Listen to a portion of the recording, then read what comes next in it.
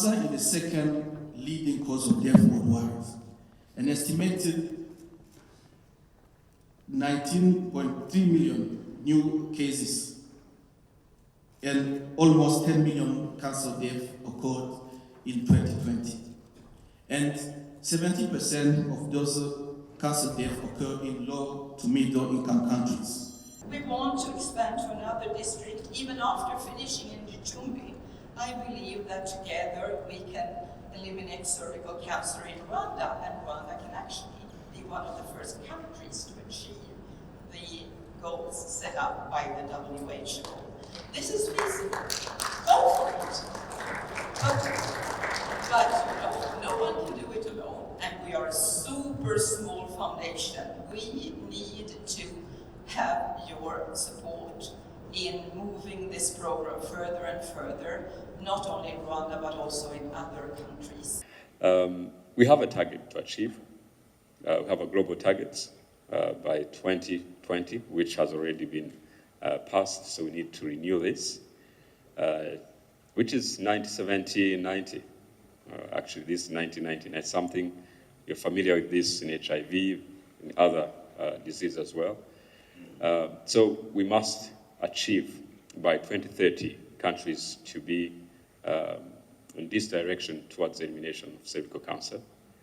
90% of girls must be fully vaccinated with HPV at the age of 15.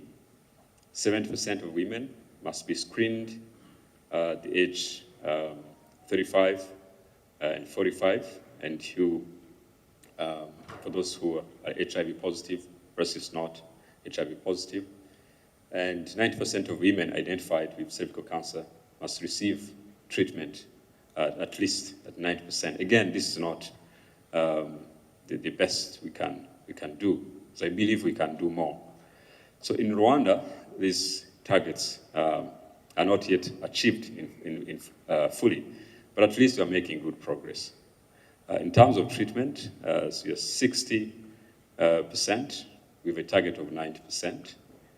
In terms of screening, we are still lagging behind. 23 want to achieve 70%. In terms of vaccination, we have surpassed the target. But again, this is not the maximum we can achieve. I would wish 100% or closer. So 93% is not the end of our efforts.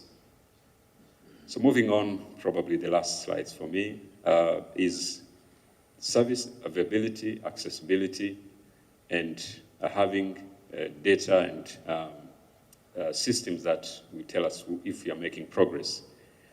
We have screening services available in 23 districts. There are 3 districts that are still not fully covered. We must go to that level. We've seen we are 23%. We're still having a big gap to cover. And also this full package scale-up. And I'm glad that our partners gathered here have been working, focusing on some districts. I can mention a few: Gicumbi, Butaro, Kayonza, and others. So what you're doing in those districts is an excellent job, but we must do it in other districts, also looking at the disease burden and how those other areas that are not covered are also covered. So that was my few slides that I want to share as we begin, but maybe a few words just to open officially this symposium. First of all is, again, to thank you, especially for those who traveled long distance. Thank you so much. And for those who are in Rwanda, also thank you to take your Saturday morning to come here. I think this is the best investment you can do to yourself, to the people we serve, but also the communities that are expecting a lot from our work. I believe that this morning, up to 12, we discuss a lot, but the most important thing is not to discuss and see the numbers, is to go back and make the changes. We can make small changes, But if everyone does small changes, it will be a big impact at the end. Secondly, the innovations and new things that we believe can be applied are welcome. So Rwanda has been a country where you can try new things, and if it works, we export to other places. So we're open to your ideas, to new things, think out of the box. What can we, as a team, try here? And if it happens that in Rwanda you can eliminate cervical cancer, maybe it's possible in the East African region, in the regions that we've seen are the most affected. Last but not least is the community participation and engagement in these efforts. We've seen that the most successful programs are those that you engage the beneficiaries at the planning level and also implementation level. And I'm glad that in this meeting they are also represented. So their voices are very welcomed. We want to hear them, we want to listen to what they propose, what they think, so the scientists and planners and policymakers can build on those moving forward.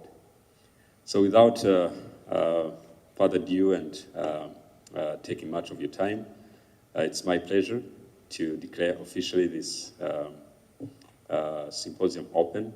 So be open to the discussions, to the ideas, and again, to close, I want to thank our partners, international organizations represented here, foundations, leaders, government officials, colleagues, partners, community representatives, and of course, those clients, those patients that are struggling to fight these diseases, these cancers.